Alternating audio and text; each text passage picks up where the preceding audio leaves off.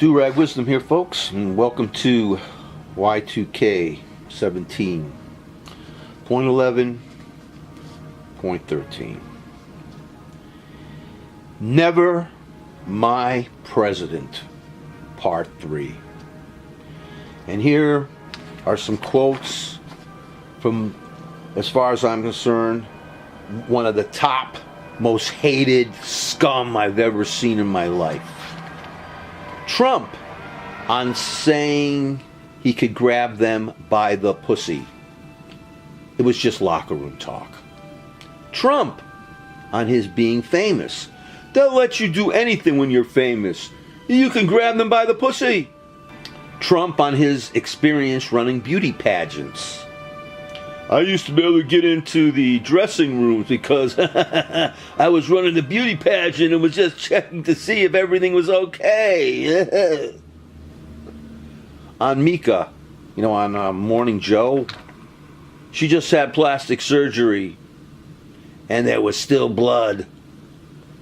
About a 10-year-old girl that he just saw going up an escalator. I'll be going out with her in about 10 years. Never my president. I grew up in an era, 1950s and 1960s, when women were treated like servants and like object for lust. Okay, full disclosure, guys. I have more than enough lust for a million of you.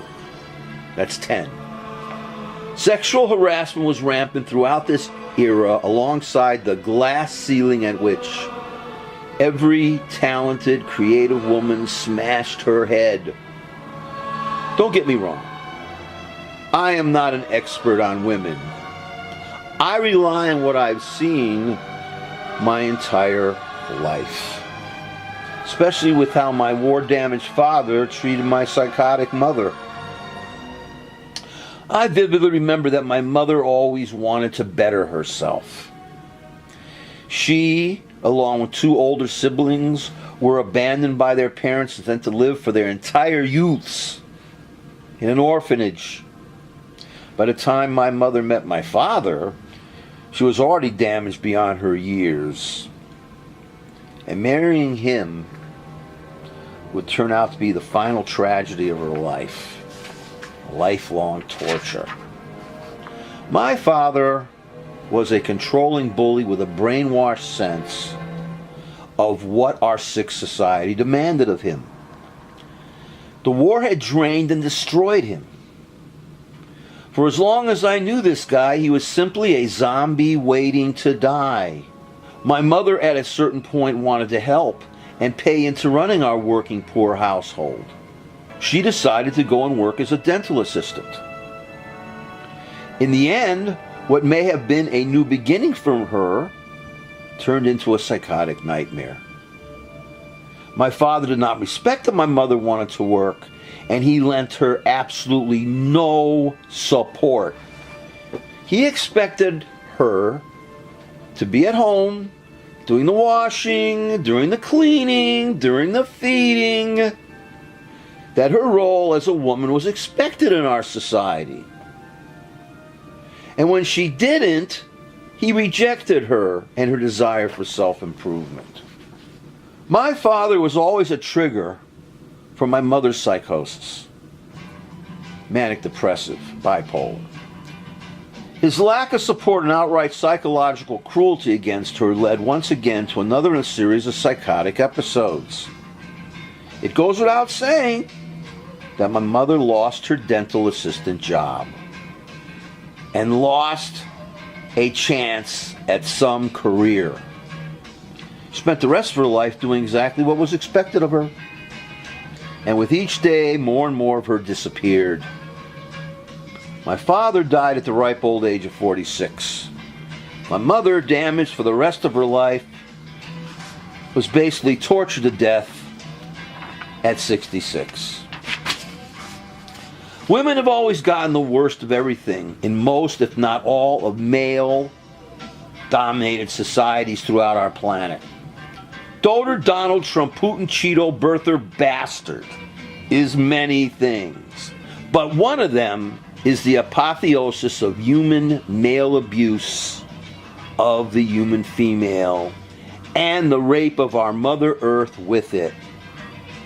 The insanity must stop once and for all if we are going to survive as a species. I am happy that women all over the world are now coming out against their male abusers. So what happened to that line of women who accused the traitor Trump? Were they threatened? Were they bought off? Or, more horribly, did they lie? I am 100% certain that Dotard Donald sexually assaulted women. I'm also certain that he may also be a hebephile. This is a person who acts out his sexual fantasies against post-adolescents. I also understand the fear women have coming out against their assaulters. In a male-dominated patriarchal society, their words were seldom taken seriously and their needs mostly ignored. Yet here they are, showing all the courage they can muster, coming out and pointing their fingers at their male oppressors.